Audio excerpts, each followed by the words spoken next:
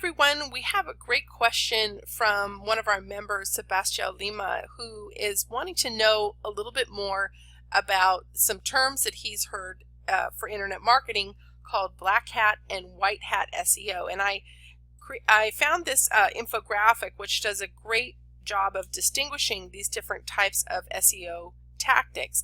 And SEO basically stands for search engine optimization. It's a way for you to set up your site and to optimize your content so that it can be easily read by search engines, indexed by them, and then of course they can send free traffic to your site, because when people are doing a query on Google, Bing, Yahoo, or whatever search engine they prefer, they could find your site that way. So let me just show you real quickly some of the things that make these strategies different. Now, first of all, Black Hat SEO is something that I don't recommend that you do. Okay, these techniques are not approved by search engines because basically they're kind of tricky workarounds in order to game the system. And Google has some of the brightest minds in the entire world working for it and constantly updating its algorithm as many as 500 times a year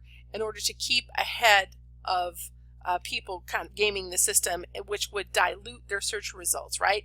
They're getting paid by advertisers for sending very relevant, very high quality traffic to see their ads. So they want their search results to get better and better and better over time. And in that way, Google is kind of a self-learning mechanism because they're getting so much data every single day for the hundreds of millions of searches that you and I are doing, all right? So we want to avoid all black hat strategies. So let's talk about what these techniques would look like, okay? I'll just read this to you in case you can't see it. Basically, it says that Black Hat SEO refers to the use of aggressive SEO strategies, and they really are focused on search engines and not the human audience or how the human would read or use your website. All right. Now, you can get in trouble for using black hat tactics, and so this is one of the reasons why I don't advise that you ever employ any of them, and I want to show you what they are so that you can avoid these tactics. So they would include things like link farms or link farming, right, which is a group of websites that are hyperlinking to a whole bunch of other sites. Having hidden text, which would possibly have keywords that people would be looking for but that aren't really relevant to your content. Keyword stuffing was also a very popular black hat SEO tactic. Something called blog spam, all right, which is going into other blogs, commenting and creating a link back to your website when it really doesn't relate to the content. That happens a lot, and that's one of the reasons I always recommend, if you're using WordPress, that you either turn, actually with one of the more recent releases of WordPress, I think they have comments disabled. If your site doesn't have comments disabled, I would recommend that you do disable the comments, and if you want to keep them on, that you use a plugin here called Akismet. Okay, I'll just show that to you here while I'm thinking about it. The Akismet WordPress plugin. All right, essentially what that does is it captures about 99% of all spam comments that would come to your site, so that you don't have to sit there wasting all your time approving, trashing them, or editing them, what have you. It's a real time saver. So let me go back to this infographic. Okay, also there's things, I'm not going to get into these one by one because there's just simply too much here, but I will provide you a link to this infographic if you want to study it in more detail. So things like scraping, paid links, okay, doorway pages. Again, that's about spamming search engines. Things called parasite hosting, cloaking, where you cover up the content or the domain name of your website. Okay, now between black hat and white hat SEO, there's also something called gray hat. All right, now these are kind of less, I should say, they're not as bad as black hat, but they're also not good. Okay, it's like they're saying here, it's a middle ground. Okay, now back in the old days when the web was first getting started, there were people doing a lot of link exchanges in order to create more inbound links and show that their site was kind of more popular. Again, you don't want to do that. Article spinning is basically using a software that would rewrite an article in a whole bunch of different ways. It basically takes certain words and changes them out with synonyms so that you have what appears to be unique content. Okay, buying old domain names, buying expired domain names, and something called Google bombing. Okay, and that's creating a whole large number of links on a web page in order to increase the rank of that page. Now, let's talk a little bit about White Hat SEO. If you want to do search engine optimization, you want to only focus on white hat tactics. Okay, these are the good tactics. These are the ones that can be defended, right?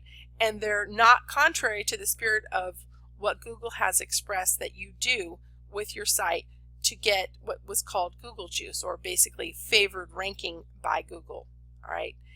Obviously, if you have to pay for traffic through doing advertising and so forth, that can get very expensive, and that's the main reason why people do search engine optimization in the first place. It's because they know there are a lot of people online looking for content, and if they can rank highly, they can get a lot of traffic to their site for free, essentially. Okay, so guest blogging. We're going to be working on this inside of the Circle of Freedom in a little bit different way. We're going to be curating one another's content and creating inbound links to each other's site in the sharing of one another's content. Okay. You can also do something called link baiting, and that's the creation of content that basically incentivizes people to link to your page from another website. Okay. Here's where I really want you to focus your effort, and that's creating quality content. Okay, the more quality content that you have, the more valuable your site is in the eyes of all search engines, not just Google, even though we know they dominate the market. All right. Internal linking is basically where you would link from one article on your site to another article on your own site, because this is how traffic online happens. You know, we surf from one place to another, and we kind of go down a rabbit trail and end up a place we don't even know how we got there half the time. But a lot of us forget to link to our other articles and keep people consuming more of our posts. All right. And then, of course, optimizing your site through the use of proper keywords, making sure that your articles are of a specific length, right, and so forth. So I just want to jump over to another graphic here that I have, because I think that SEO, for me, I don't really use it. It's something that you can spend a whole lot of time working on to get it just right. Okay. I just want to show you this graphic because basically, you know, this isn't an entirely current study here, but in 2014, what they show is that email marketing has a customer retention percentage of 56%. So we all know that it costs about 3 times more to retain a customer the opposite, 3 times more to acquire a customer than to retain a customer. Okay, so if you want to keep your customers, you would want to practice social media marketing. Now, these numbers are also consistent with just overall efficacy of internet marketing tactics. Okay, so look at this percentage of 56% relative to search engine optimization down here at 13%. All right, it's just far more effective for you to engage in email marketing, which is, of course, involves you having an email service provider such as GetResponse, MailChimp, Constant Contact, etc., and putting a form on your website in order to capture people into your mailing list and basically send out links to your new content that way. Okay, so Sebastião, I hope that answers your question in enough detail. Please feel free to add any comments below, and again, be really focused on the email marketing here. Okay, off for now. Bye bye.